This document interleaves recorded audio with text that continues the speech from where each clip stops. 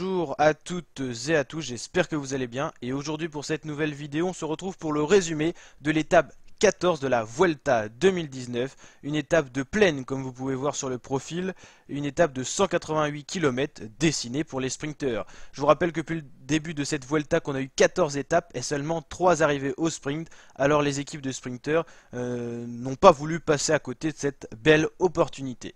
Alors on avait quand même une ascension de 3ème catégorie, l'Alto de la Madeira, 350 mètres d'altitude, c'est une petite ascension à 6% de moyenne sur à peu près 4-5 km.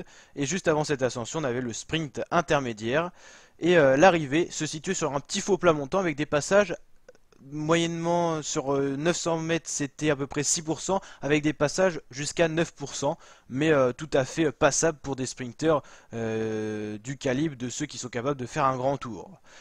On a donc une échappée qui s'est créée dès les premiers kilomètres de cette étape. On pouvait retrouver dans cette échappée des coureurs comme tout simplement Rubiero pour la Burgos, Sylvain Dillier le Suisse de AG2R la mondiale, Salvatore Puccio pour tout simplement la Ineos qui je vous rappelle n'a plus de leader pour le général au vu des mauvaises performances de leur leader qui était censé être leader, Wout Poels ou encore De La Cruz.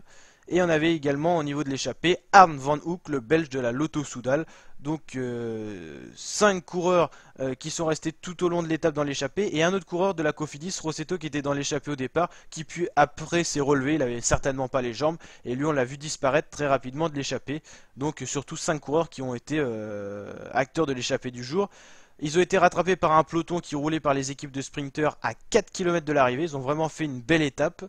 Et du coup, c'est les équipes de sprinteurs qui ont beaucoup roulé. La de Sunning Quick-Step. On a eu également toutes les équipes comme Lotto Jumbo, tout ça qui ont essayé de se replacer. On a eu l'attaque de Jakob Fuglsang justement dans la difficulté du jour qui a été suivie par un coureur. Et puis finalement, ils ont été rattrapés par la de Sunning Quick-Step qui a mis en route justement en haut de l'Alto de la Madeira. Une fois que leurs sprinteurs Riquetze, Jacobsen ont bien passé la difficulté. Ça a roulé très fort, ça a fait des cassures même dans la petite descente.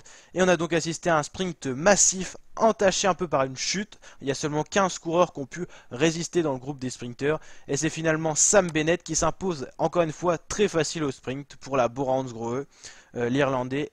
Nouvelle victoire, deuxième victoire d'étape sur cette Vuelta 2019.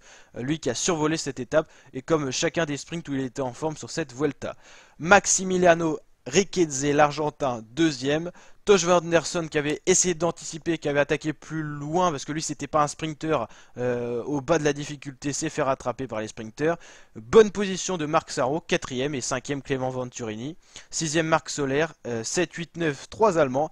Koch, De Genkolb et Vached et Simon Zachnok qui ferme ce top 10.